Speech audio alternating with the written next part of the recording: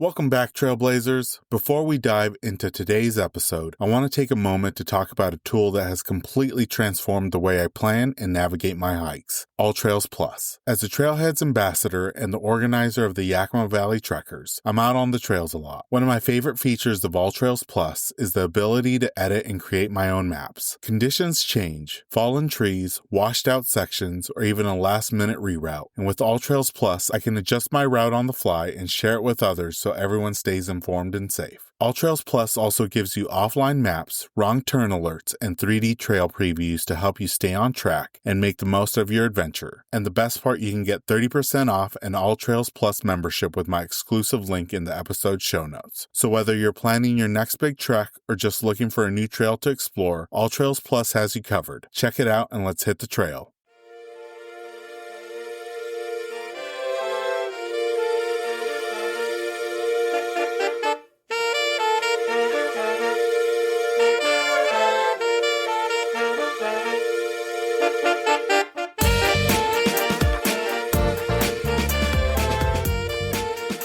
Welcome to Season 11 of the Hikes and Mics podcast. I'm your host, Ivan, and each week we're hitting the trail through conversations with extraordinary hikers from across the United States. This summer, I've had the chance to sit down with some truly inspiring adventurers, and I can't wait to share their stories with you. From rugged summits to soulful solo treks, their journeys will spark your wanderlust and maybe even push you to take the next step outdoors. In this episode of Hikes and Mics, we're joined by Trisha, adventure traveler, national park enthusiast, and the storyteller behind Wander Woman 619 on Instagram. From desert trails in Sedona to standing on top of Mount Whitney, hiking rim to rim across the Grand Canyon, and checking off world wonders like Machu Picchu, Trisha's journey is a masterclass in fearless exploration and joyful grit. We dive into her experiences hiking the Wave in the Snow, through hiking the Enchantments, and her love of pairing summit days with hot spring soaks, craft beer, and the occasional kayak paddle. With honest reflections, plenty of laughs, and a global perspective, Trisha reminds us that adventure doesn't slow down, it just evolves. Without further ado, let's jump into this episode with our guest, Trisha.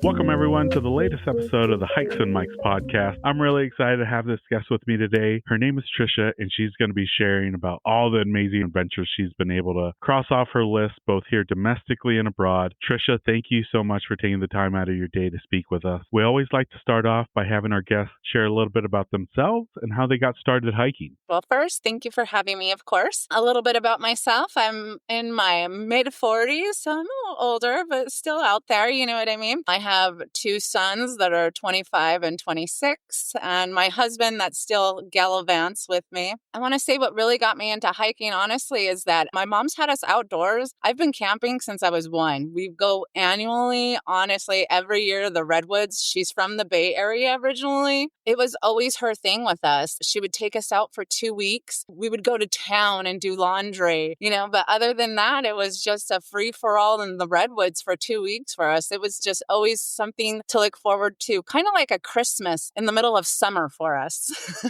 I'd say, for sure. And I feel like one natural progression for hikers is once they really start putting miles on their boot, or trail runners, for those that choose trail runners, they like to travel to reach some of these destinations outside of their local trails. And you've really embodied that by not just traveling here in the United States, but abroad. What kind of sparked your love for not just hiking, but also the adventure travel that you do? Honestly, same thing with my mom. We used to go camping every year to the Redwoods. My sister moved out to the Central Valley, like in the Modesto area, I want to say when I was around 8 or so. And so then we would start going to Yosemite all the time. Yosemite, it's just one of those places that is just mind-blowing. And she was always up for an adventure. I mean, she drove us all the way to Canada for the World's Fair in like 1986. We camped the whole way there. Yeah. Brave lady. I want to say it was like right when the ATMs just first started coming out. And so she thought she would have money the whole way, and there wasn't ATMs, and it was crazy. It was just, it's a funny story to even think about. Like, that was our time, I should say.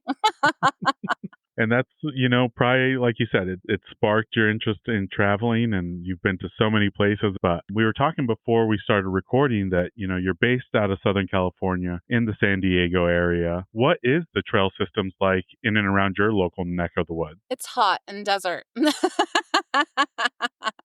To be honest, I know a lot of people think of San Diego as like palm trees and beaches, but honestly, San Diego is just a desert and it's hot hiking. I mean, it's hot hiking here during the summer. You got to get out there early, definitely during the summer, but like our winter and fall hiking, that's where it's at for sure. And then even going out to our deserts in San Diego, which like Anza Borrego and all that, desert season's only a very short-lived time out there. I would like to say, like, when I lived in Arizona, especially in the Phoenix area, everyone, in order to escape the heat, would go up into the mountains, whether it was Prescott, Flagstaff, Payson. Is there some mountainous towns that you can escape and hit the trails and kind of cool off during the summer months? I'd say like that's why I go to LA all the time to hike. Honestly, that's where all the high elevation is. And honestly, that's where all the fun peaks are anyways. So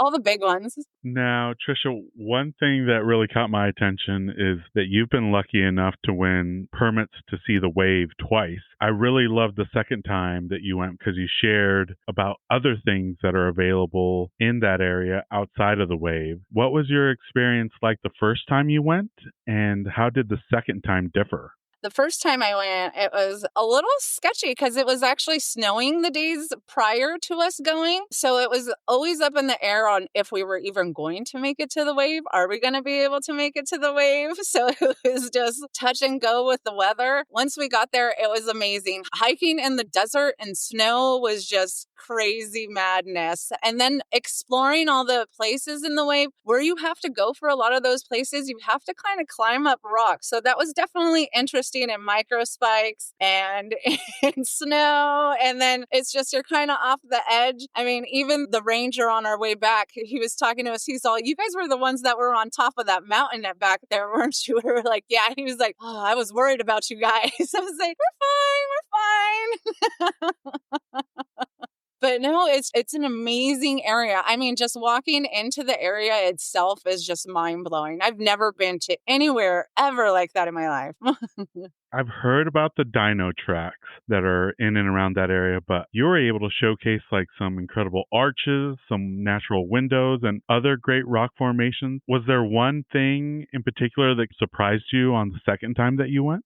Well, this time we got to see the Big Mac. I guess you can see it out of the sandstone frame kind of thing, which I didn't know was there previously. I mean, I'm sure I saw it, but like the ranger was there actually to like show us this time. And I was like, oh, well, at least that's another thing that I can add to my itineraries. But other than that, it's pretty easy to find. You just got to know where to look. And I know a lot of my listeners are going to want to know, is there any advice or tips and tricks that can help them win a coveted wave permit? Oh, I wish. I wish I had a tip or a trick. Honestly, I've been applying to the wave since even before it was even available on recreation.gov, where you actually had to go still through the BLM land and through their website. So I had been applying for years and years and years before I got that coveted ticket. And then it was just like, okay, there's another one. All right, well, let's do it. Another place that caught my attention, just because I really enjoyed visiting it when I lived in Arizona, that's Sedona, just for its incredible, stunning rock formations, the red rock formations in and around town. How was it hiking in the Arizona desert and in Sedona? Sedona just always has a special place in my heart. I mean, that place is just gorgeous, drop dead gorgeous. Anytime I'm anywhere near Sedona, I'm like, I just got to make a stop. Even if I can't get on a long hike, can I get like a mile hike in? I mean, they have short hikes. Like, just let me out there for just a minute. I need to stretch my legs anyways, you know what I mean? But yeah, and then all the vortexes there are just so strong. You can definitely feel it. Sedona just has a different energy. The one thing that always really fascinated me is just, I'm extremely colorblind, but there, especially during sunset, seeing how the rocks change colors with the sunset is just absolutely spectacular. It's one of a kind. It is. It really is. I couldn't agree with you more. That's for sure. You recently were able to cross off Machu Picchu off your bucket list, and it's actually the third wonder of the world that you've been able to visit. How was that experience? And then what were the other two that you were able to cross off your list? Machu Picchu was honestly on my bucket list for so long. I mean, I did shed some tears, that's for sure. Once being there and just being in that element and just having to want something for so long. And finally, since I did the Salkantay trek, I felt like I worked for it. Like I worked all the way up for this. I worked these 5 days to get here. And then it was even more amazing is that it wanted to play hide and seek with us. The clouds were just covering it up and our guides were just like, don't worry, just give it time. And it was just covered. And, we were just sitting there talking, they're telling us stories about everything and whatnot. And we're just sitting there, I want to say for a good 30, 45 minutes. And I had gotten a little worried because we had talked to a woman that had went a few days prior and she was like, it never cleared up for me. And I was like, no, oh my gosh, I'll be so heartbroken. She was like, but it's just an excuse to come back. But yeah, I want to say about 45 minutes later, the clouds just started going and you could just hear everybody just start to gasp and just, it was just such an amazing moment. Do you remember the total distance that you had to travel? I want to say about 56 miles, around there. And I imagine quite a bit of elevation gain to get up to the top, right? Oh, yeah. We did the Salkantay Pass and all of that. But, oh, gosh, the rooms that we had with our trekking company, honestly, were phenomenal. Like, hands down, I was like, these places were mind-blowing. It was just like little igloos, little jungle domes, things like, it was always something new every night, and they just kept on getting better and better. Like I mentioned, you're crossing wonders of the world off your list. What were the other two? And is that something that you're actively seeking out, is trying to visit all the current wonders of the world? I do. I really do. The other two were, of course, the Colosseum. For my 40th birthday, I did the Dolomites. It was amazing. We had originally gone out to Italy because one of my friends is stationed in Naples. But then as the trip got closer, she was like, well, I'm not going to be there. I'm going to Greece. I was like, oh, well. So then that changed around. So then we were like, Dolomites. We'll just be in the Dolomites and then travel from the Dolomites down to not southern Italy. I want to say as south as we got was Rome. We did, the Leaning Tower of Pisa. And then that led up to, of course, Rome and the Colosseum, which the Colosseum is just, it's crazy. You can't believe that these kinds of things were built when they had no kind of nothing. You know what I mean? And then to be in Rome, like they have just like things just next to the sidewalk, like ancient artifacts just laying next to the sidewalk. And you're like, that is so interesting. You just don't realize how new America is until you go to somewhere like Italy. Oh, I bet. Yeah, just the little corner post might be something that's, thousands of years old. Exactly. And then the second one was, of course, Chichén Itzá. I mean, you're in Cancun, you got to hit Chichén Itzá. And that place, oh man, to see those pyramids and just see how precise and exact everything is. It's amazing to see what these people built years and years and years ago. Without heavy machinery and all the technology, yeah. Yeah, no kind of modern technology whatsoever. And I gotta ask, is the next one already in your sights, or are you still debating between a couple of them? No, I actually do want to see the Cristo in Brazil. That will probably be my next one. Now, one of my friends got to do the Taj last year, and she's like, there's really nothing around the area. She's like, so you have to like really go for that one. But I was like, her pictures from the Taj were mind blowing. I was like, oh my gosh, that's worth it though. Yeah. But Cristo in Brazil, oh, that's going to be an amazing time because I know you'll find other adventures in and around. That's awesome. Oh, for sure. Definitely want to check out the Amazon and all of that. And Trisha, you've been able to do some incredible backpacking trips and some really challenging experiences that are well worth the payoff. And one of them is doing rim to rim in the Grand Canyon. How was it doing that trip? And for you personally, what was probably the most challenging part of the journey? I would say it was hot, and the most challenging part was the heat. Honestly, the heat in the canyon, it's just undescribable. I don't know if people know what kind of heat. That canyon creates its own weather down there. And And it is just so hot. Like even being at the end of September when I went, I mean, I was laying in my tent and I was just like, I can't even go to sleep. It's hot. I would sneak down to the river real quick, take a dunk and come back up. But yeah, the heat and just being hot. It didn't really dawn on me until, folks had started telling me, but it's actually typically a little bit hotter down on the canyon floor than it is up top, right? Exactly. Way hotter. Way hotter. Don't look at the temps on the rim if you're going to go down to the canyon. I'll tell you that much. And how many days was that trip? It was 2 nights, so 3 days. So I got to spend one whole day just hanging out and kind of just lounging, having a couple beers at Phantom Ranch, you know what I mean? Hanging out in the water, just, reading, enjoying myself. Did a couple hikes in the morning, but that was about it until the heat came in, and then that was it. I'm hoping to do R3 this year, actually. I have a reservation in October, and I'm hoping the weather will treat me right this time. But it's not going to be like within one day. It's going to be 2 days. So I'm going to stay at the North Rim and then cross back the next morning. Oh, I'm excited to see and hear about that. Oh, for sure. It's going to be an adventure.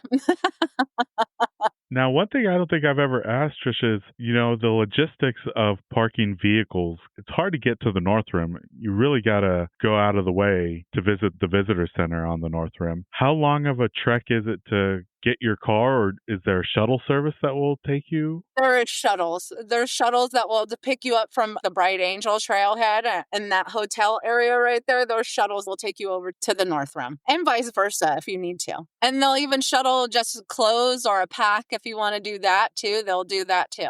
Oh, so you can kind of almost like resupply without having to carry it. Ooh, smart. Now, one other challenging feat that you were able to cross off is summiting Mount Whitney, which is the highest point in the continuous United States. How was that experience? And did you get any altitude sickness? Because I hear, for some strange reason, Whitney is one of the few mountains that will get people. The first time I went up, because I've been up 3 times, the first time we backpacked, we actually had the summit all to ourselves. I had gotten there first, and then my husband was with me, and my sister was with me. So nobody else was up there. That was amazing. The funny part, though, is that I didn't really get elevation on the way up. I think it's because we were going so slow.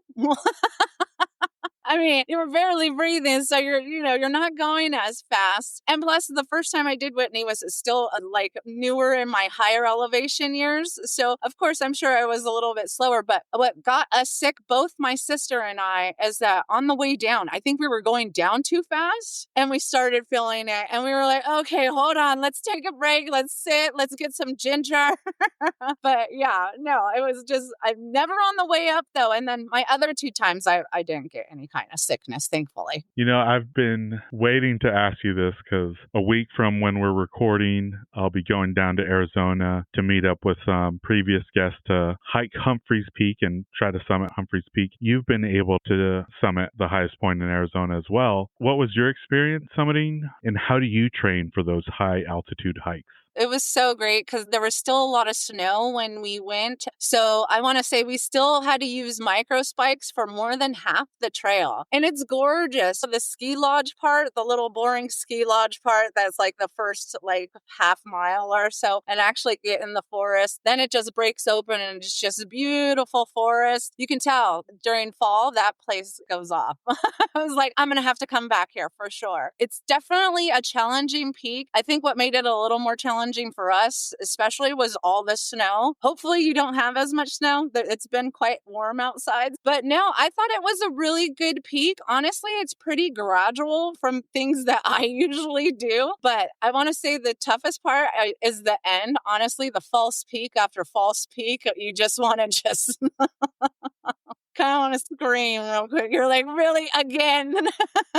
I'm glad you mentioned that because one of the folks that is going gave me the heads up a month ago. She's like, just FYI, I know you hate Fall Summit, but Humphreys Peak has several, so be prepared. Oh, yeah. Yes. Be prepared. Because you'll be like, oh, is that it? No, no, it's not.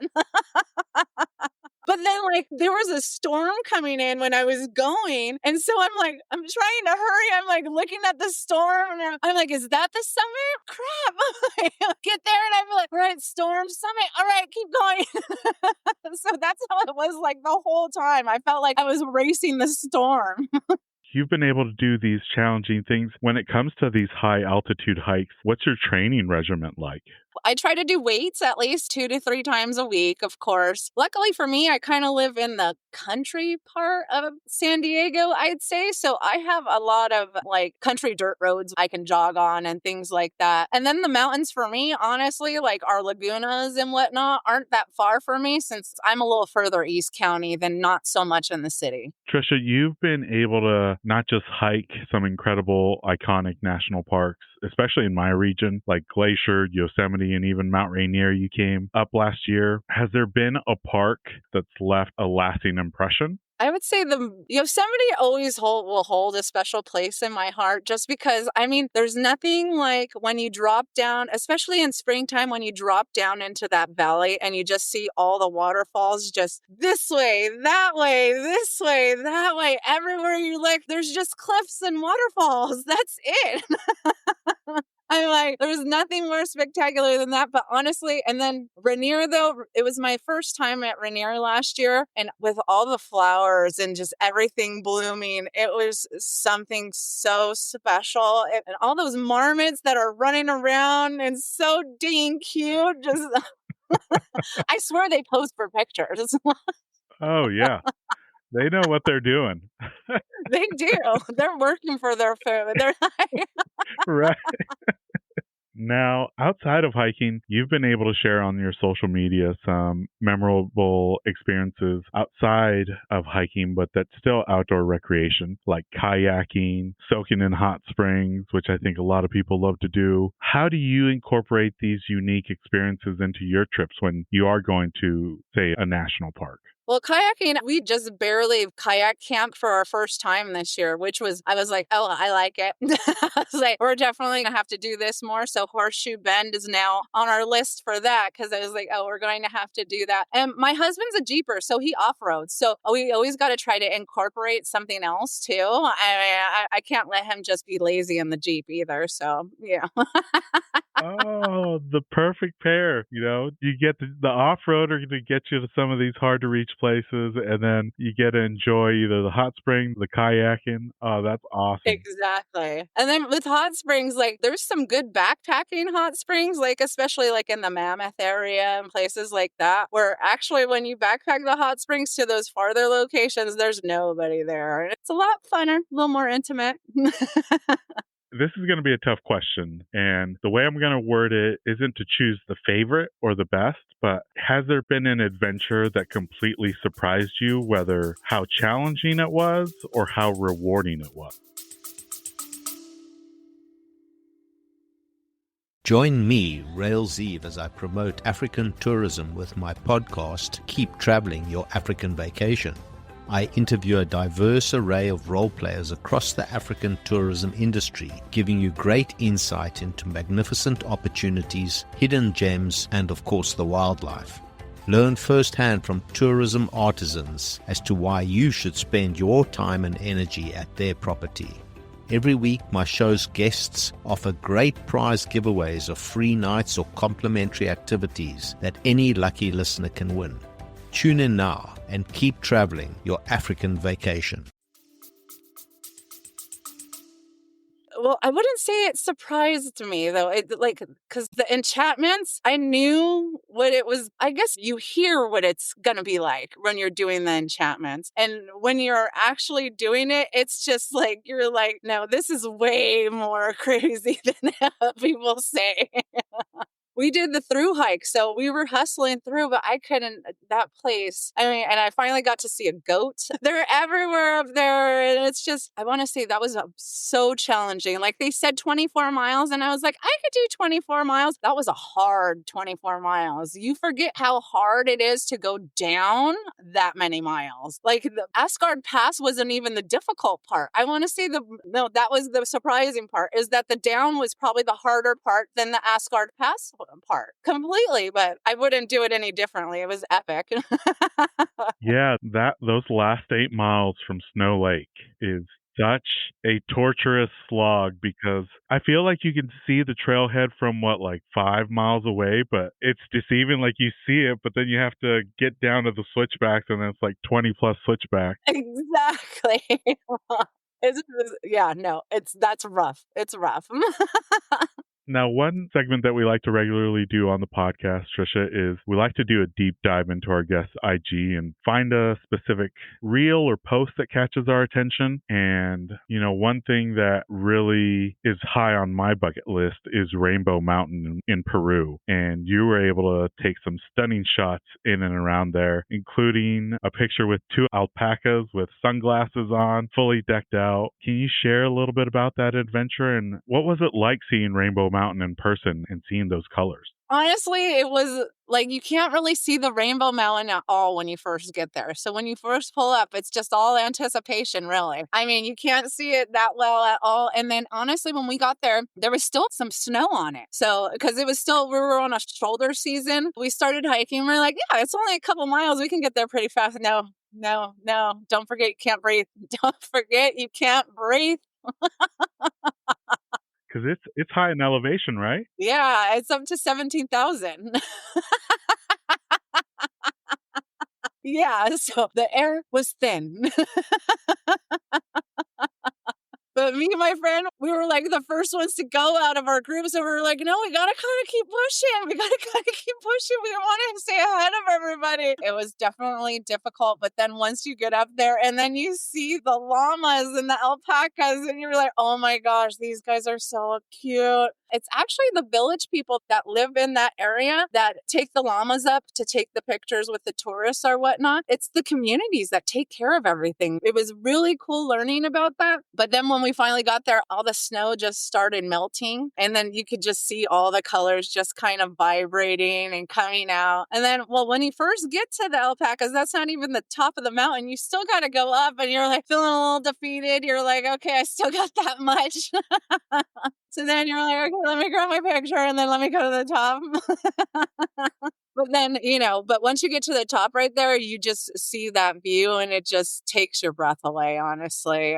It's remarkable. You mentioned the ginger chews. Did you have to do ginger or did you do some of the local remedies that they have down there for altitude? Well, I did the coca tea. So they have, from the coca leaves. But one thing, it was so funny because, of course, I did the Rainbow Mountain before I did my Salkantay trek and we had like a guide or whatnot. So we had been drinking the coca tea for the whole time. And it really does help with elevation. It at least helped me. But then when we met up with our guide, he was talking to us about the coca tea. He was like, just by the way, it will make you pee dirty for cocaine. And I was like, are you kidding me? I'm like balls deep in tea right now. Like I've been on this tea for like days already. And now people are telling me, I was like, there should be a disclaimer because it's everywhere. I mean, they put it out at your hotel so that you can drink it for free. Like, I'm like, no kind of disclaimer. Does nobody say anything about this coca tea? I was just like, come on. But it works. It's kind of like, I don't know if you watched Seinfeld growing up, but Elaine with her poppy muffin. Yes.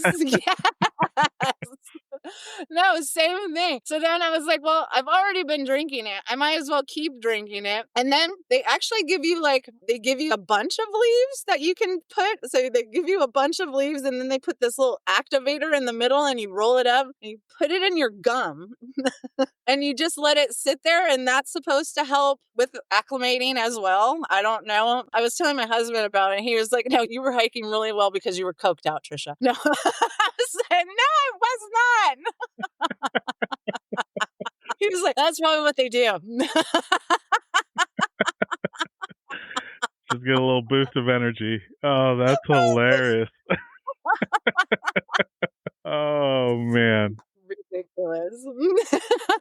Well, these last couple questions, Trisha, are ones that we like to ask all our guests. For a lot of day hikers and I think even backpackers, they tend to have a regular routine that they do, whether it's at a summit, at camp, or maybe it's at the end of the hike. For a lot of us, it's packing a favorite snack or drink. For others, it's a moment of zen or the favorite meal afterwards. Is there a regular custom or routine that you like to do when you reach your destination or when you make it back out? Usually when I make it back out, it's usually go for a burger and a beer, honestly. Burger and a beer. That just makes everything better. And do you go to a specific place? Because I know SoCal is through and through in and out, but you guys have some great local breweries and burger joints there in San Diego. Oh, yeah. Yeah. Usually it won't be like an In-N-Out. It will usually be like a brewery somewhere. That's for sure. I need a good beer. I'm a craft beer girl. It does hit different. You know, a good burger and a good craft beer, it's a perfect combo. That's for sure. And then, like when you're just going to a restaurant, you don't know what kind of beer they have. At least usually at a brewery, you're going to get something good. Right. Now, this next one's about your pack list, and I'm interested because, you know, you had to do pack lists for domestic and international. Is there a luxury item that you tend to pack that falls outside of the essentials? And is it the same for both domestic and international, or is it different for traveling? I would say, no, usually the only thing that I would say is bougie is my chair and maybe like my little pack pillow, just because my pack pillow can squish down to this thing, like this size, but I can use it anytime. But yeah, I would say probably my chair. But other than that, it's usually just the essentials. I'm not one to want to carry extra stuff just to want to. You know, I have been debating the camp chair, and I've bought some lighter gear recently for the upcoming Enchantments trip, where now I've been able to shave off a few pounds, and I'm like, well, now I can bring a camp chair. It's not really adding that much weight to it, but it's in my cart. I just haven't committed to it. They're comfy though, man. I like having a backrest is a game changer when you're backpacking. No, I've tried a few, and I am a little envious when people bring their camp chairs, and I'm like, oh, this stump or log, it's not the same. Right, and they look all comfy. They look like all relaxed. You're like, I don't look that relaxed, do I? Hunched over trying to eat my backpacking meal, and they're just lounging. On a rock. Yep. This rock is comfortable, I swear, guys. You want to trade? You want to see how comfortable this is? Yeah. You might want to try this out. Let me see your chair. Exactly. Oh, that's a good idea. I might have to use that. Then this way I don't have to pack it. Exactly. Now, Trisha, we're halfway through the year already. I can't believe I'm saying that, but there's still plenty of adventure left in the summer months, fall, and then winter. Is there any exciting hiking or travel goals that you have for the rest of 2025? Oh, there's still so much time left and so much planned. We're going to Colorado this year for my birthday. And so we are going to do a Via Ferrata and Ouray, because we'll be staying on Ouray, which is, of course, supposed to be the Switzerland of the Americas. So I'm very excited to go over there, do the Via Ferrata. I'm also going to, of course, do a 14er while I'm out there. I mean, you kind of have to. I feel like you kind of have to when you're in 14er area for sure. And then I'm actually meeting up with one of the big hiking groups, Dirtbag Gypsies. I'm meeting them out to do the Via Ferrata. So like a whole bunch of their admins and whatnot are all meeting out there. So we're all going to meet up. And actually, I get to meet everybody face to face. And then besides that, I'm like, and there's more. But wait, there's more. No. I have some passes for Half Dome in September that, of course, I want to try to do Clouds Rest and Half Dome together. I've done Half Dome a few times, but I want to do those two together. I want to do them all in one day. That's one of my goals. And then R3, have R3, of course, in October. And then we always do Hawaii. And like November or December, we always go to Hawaii for our anniversary. We went since our honeymoon and we've gone every year since. So it's kind of ending our year with a bang, kind of. Oh, man. Yeah, you got some great adventures still to come. Yeah, the Via Ferrata is definitely high on my bucket list. I hear that it's like popular like off-roading too. Is your husband going to be able to do some of those wild trails that they have? We're not bringing our Jeep since we're flying out. So probably not this time, but especially since I haven't been somewhere, I kind of like to have my first time there kind of be our scoper kind of trip. Like, of course, we'll get stuff done, but at this time, we'll find other things to, of course, bring us back. Yeah, for sure. You can never cross everything off the list. I feel like the more you do, the more gets added on to it. That's for sure. Well, Trisha, that was it for the regular questions. We always like to finish off the podcast with the this or that questions. For season 11, we've updated some of the questions, and the first one is, do you prefer narrow ledges or creek crossing? Narrow ledges. This one might be tough because I feel like you have seen both of these in stunning fashion, but waterfalls or summits? Oh, that has to be both. I mean, there's nothing like summiting a mountain, especially a peak that's been on your list, but like a gorgeous waterfall on the other hand. That's like, come on. And this next one's about trail systems. If you had a choice, would you rather do switchbacks or would you rather go straight up? Oh, switchbacks. I don't need that straight up killer. Unless it's a have to, don't make me do it. Save my knees a little bit. No. And talking about saving knees, this next one's the most controversial one, but trek poles or freehand? Oh, I do trekking poles. I gotta save my knees. I see some of these hikers out here, like some of these ladies that are out here backpacking that are like 70 years old. And whenever I stop to talk to them, I'm like, man, I hope I'm just like you. I'm like, they're just out there killing it. I'm like, yeah. If it's the trekking poles, if it's the switchbacks, whatever saves my knees to keep doing it into my 70s and 80s for sure. Yep, for sure. For sure. Now, this next one, Trisha, is about your footwear. Do you wear trail runners or do you prefer traditional hiking boots? I do hiking boots. I do hiking boots when I'm hiking. I'll do trail runners when I'm jogging. But yeah, for the most part, it's hiking boots. I need that protection on my ankle too. You just never know. Sometimes your ankle just wants to like, whoop. No, that extra protection definitely adds to it because sometimes it does like to do that and you're just like, oh, that was close. That's a little too close. Thank you, boots. Came in clutch. Now, this next one's another trail system question, but if you had to choose, do you have a preference between a loop trail or an out and back trail? I love a good loop. I mean, seeing something new the whole time is so, I do like both. I lied. That's a lie. My first answer was a lie. I'm sorry. No, because I mean, a loop is always good because you get to see something new, but then when you do out and back trails, sometimes you miss something and you don't see it until the way back, or the views are different. You know what I mean? So, yeah, I'd say both. And then a new one for this season is involving your gear cleanup. Do you do it right away or do you wait for later? I'm later. I think though the reason, I have an explanation. Wait. Usually when I'm getting back from trips, I like to extend them out as much as possible. So I'm usually not getting home until super late. And then typically my style fashion, I'm at work the very next morning at 5:30. So that stuff gets put back on the back burner. I always have the intention to do it right away. But yeah, if it's a late night. Yeah. It always sounds good in theory. Now, this one's going to be tough, I think, for you because you've seen both of these in stunning fashion as well. But do you have a preference between a sunset hike or a sunrise hike? I am honestly they're both beautiful, don't get me wrong. I do love them both, but I would have to go more for a sunset. I'm more of a morning person. I mean, it's just so quiet. There's just something about that first morning glow. And then you get the blue hour before even the sunrise, you know what I mean? And it just starts transitioning in all those colors. It gets better and better and better. Oh, yeah, definitely sunrise. And then this one's equally tough, but spring wildflowers or fall colors? Oh, yeah. That one is tough.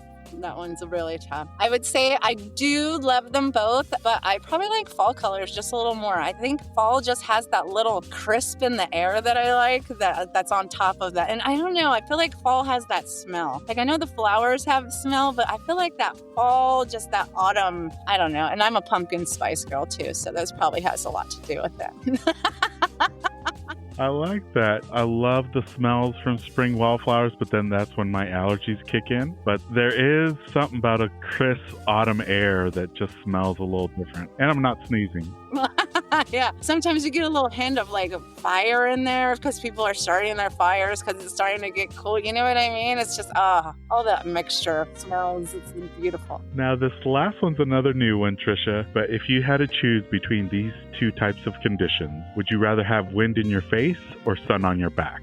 Sun on my back. I've been through some really hard winds. I've lost hats. I've lost things just blowing in the wind. I'm fine. Just give me some sun. I'm good with that. Love it. Well, that was it, Trisha, for the this or that questions. For folks that are interested in following your journey and seeing some of these incredible posts that you've been able to share, as well as some of the upcoming trips that you're going to have, where are some of the places they can find you both on social media and online? You can find me at Wander, WANDR Woman 619. I'm Wonder Woman on Instagram and, of course, TikTok. TikTok. And, of course, just my name, Trisha, on Facebook. And we'll be sure to link those in the episode show notes so people can check them out. Trisha, it has been an absolute blast speaking with you, and I can't wait to see what the rest of the year has to come for you and your husband. I know that you're going to see some amazing things and do some incredible experiences. Thank you so much for coming on the podcast. Oh, man. Thank you so much. It was a great time. I appreciate you, man. And that brings us to the end of this episode alongside Trisha. We extend a heartfelt thanks to them for joining us on the podcast. Be sure to follow them on Instagram at WonderWoman619 and by checking out the episode show notes. New episodes will be dropping every Monday with occasional bonus episodes on Fridays. To ensure you never miss out on these thrilling tales, remember to hit the like and subscribe button. Your support means the world to us. Don't forget to check out our vibrant community on Instagram at Hikes and Mics. We'll be sharing episode visuals, my own personal hiking content, and so much more. Let's stay connected and continue to inspire each other on this remarkable journey. As we bid farewell, remember to tread those happy trails, embrace the great outdoors, and keep the spirit of adventure alive. Until next time, my fellow explorers, happy hiking. This episode's music was created by Ketsa. Follow him on Instagram at Ketsa Music.